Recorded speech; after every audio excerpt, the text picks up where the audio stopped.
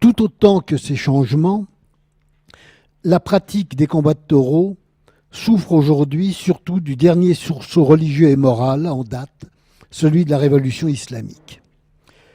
L'imam du vendredi de Rasht, la capitale actuelle du Guilan, dont le pouvoir supplante celui du préfet, a déclaré le combat de taureau haram, c'est-à-dire illicite, contraire à la loi coranique. J'allais donc le voir il y a déjà quelques années pour comprendre les raisons de cette interdiction. Parmi les activités sportives et ludiques, la lutte et la chasse avaient toutes ses faveurs. La première parce qu'elle permet un développement harmonieux du corps, sans violence excessive. Il condamnait la boxe. Cassius Clay, Mohamed Ali, lui avait rendu visite et l'un et l'autre avaient déploré les conséquences médicales de la boxe. La seconde, la chasse, il l'approuvait parce qu'elle se plie à la volonté de Dieu qui a mis les animaux à la disposition de l'homme. Pourquoi donc un tel acharnement contre le combat de taureaux ? L'ayatollah fustigea tout d'abord la pratique illicite des paris, puis me tint un discours où il réprouvait la barbarie du jeu et en particulier l'aiguisage des cornes, une insulte à la nature pour rendre donc ces cornes plus meurtrières.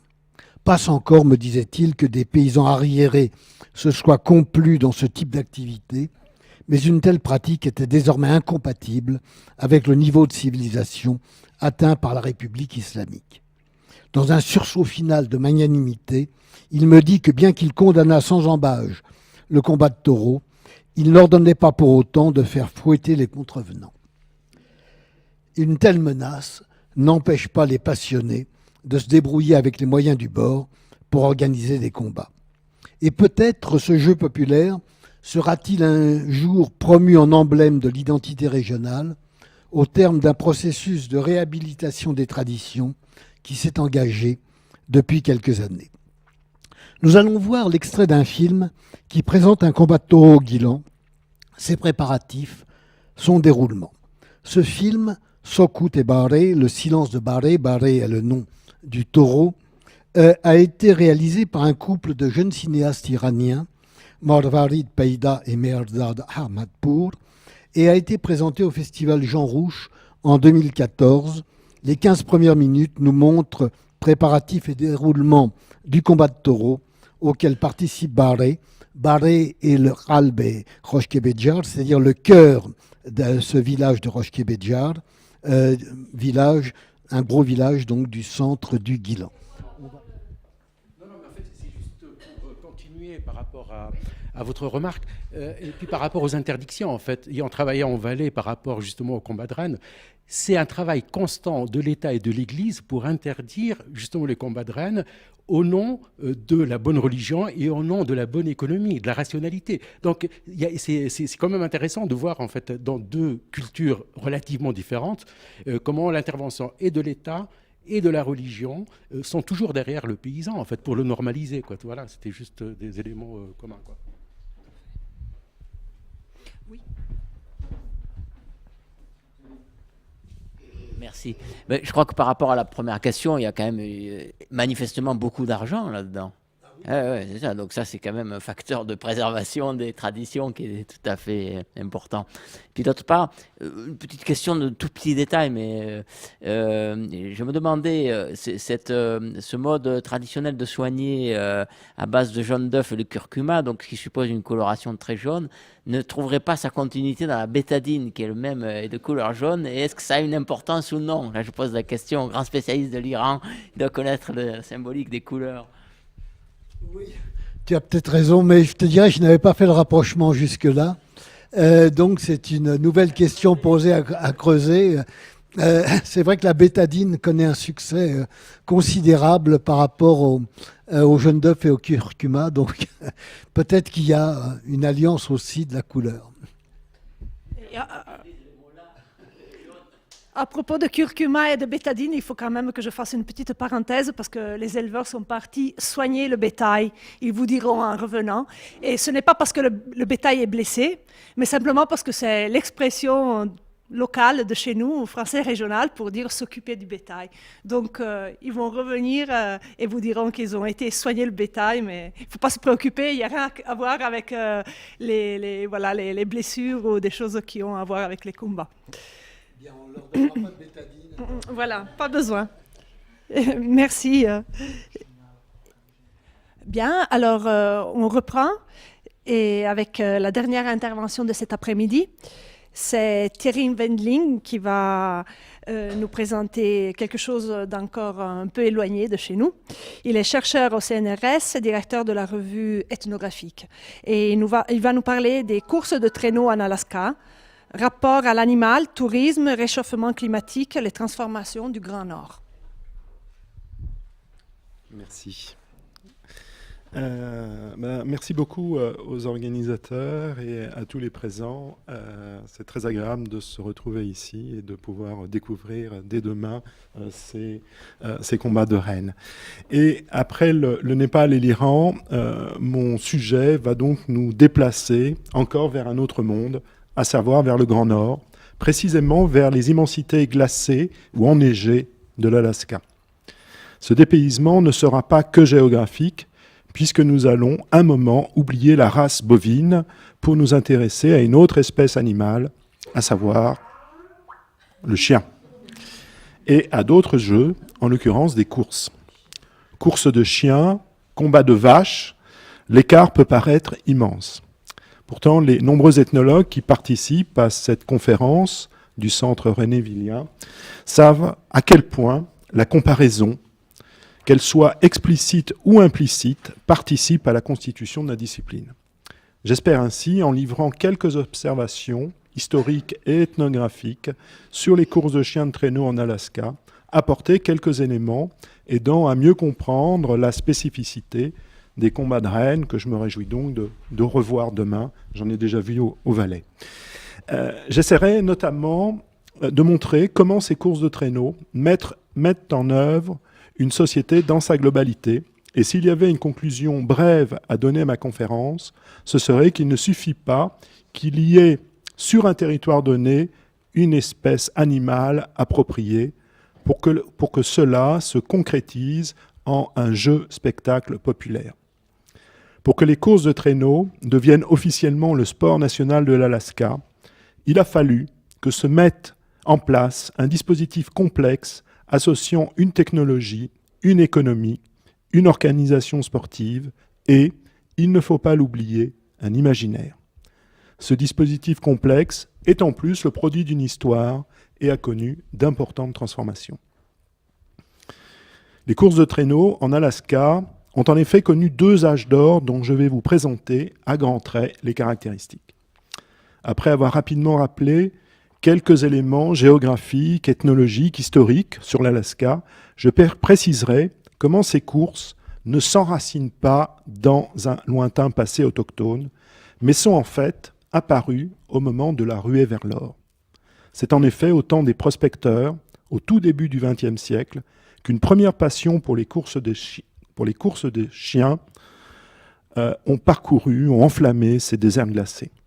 Et puis, après la désaffection qui a suivi la Seconde Guerre mondiale, un renouveau des courses est apparu à partir des années 70 grâce à une nouvelle impulsion économique qui n'est ni l'or ni le pétrole.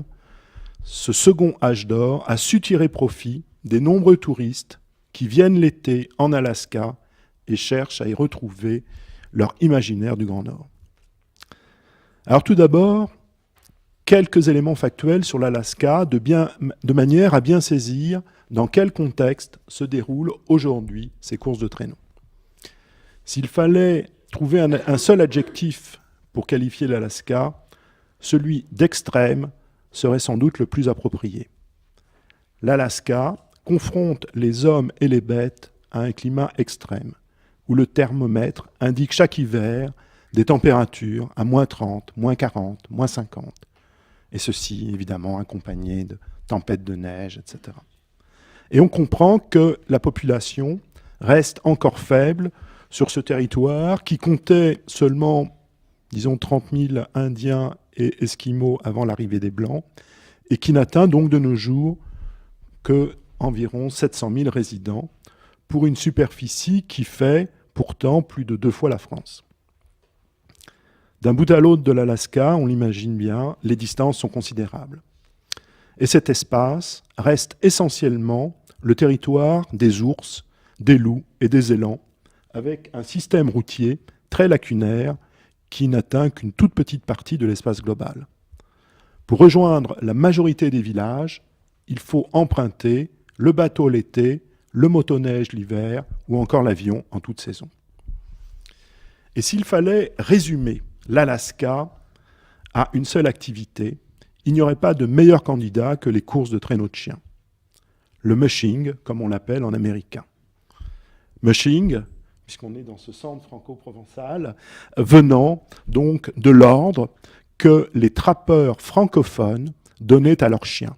Marche, avance, marche, est devenu mush, et à partir de là, l'américain a construit une famille de mots, to mush, musher, le conducteur de traîneau, et le mushing. Avec le mushing, le déplacement en traîneau tiré par des chiens, on atteint le point critique où mythe, réalité et menterie se rejoignent. Voilà des courses longues de 1700 km où chiens et hommes affrontent des températures allant parfois jusqu'à moins 70 degrés. Voilà en quelques jours d'été des pêches miraculeuses de saumon qui permettent aux mushers de nourrir leurs chenilles tout le reste de l'année.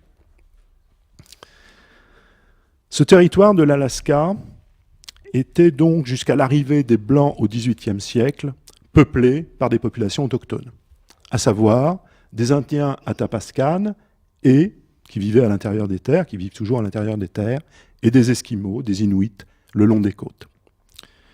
Les Indiens Athapascan étaient des chasseurs-pêcheurs nomades qui possédaient bien quelques chiens, mais ceux-ci servaient surtout pour le portage et éventuellement étaient consommés à l'occasion des fêtes.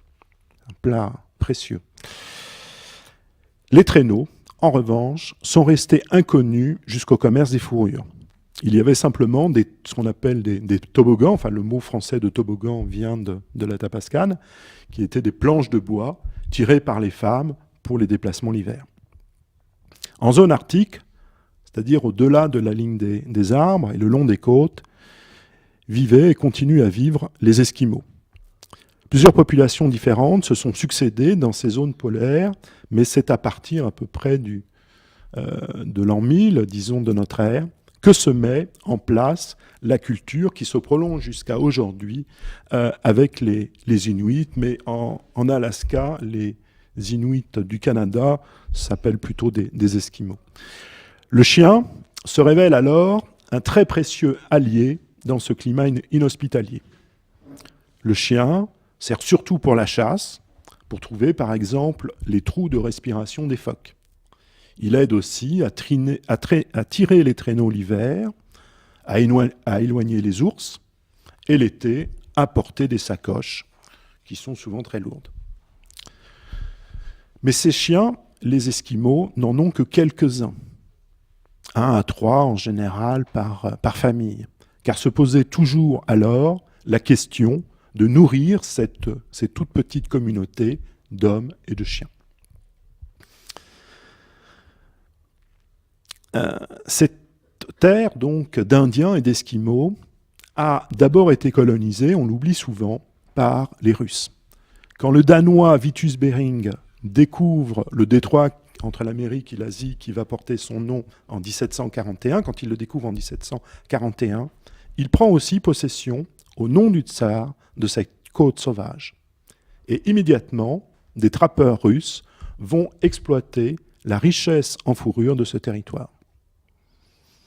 À la fin du XVIIIe siècle, le développement du commerce des fourrures, à la fois par les Russes en venant donc de Sibérie et du côté du Canada par la compagnie de la baie d'Hudson, eh bien, ce développement du commerce de la fourrure va transformer profondément la physionomie de ces petits groupes de chasseurs Athapascan et Inuits.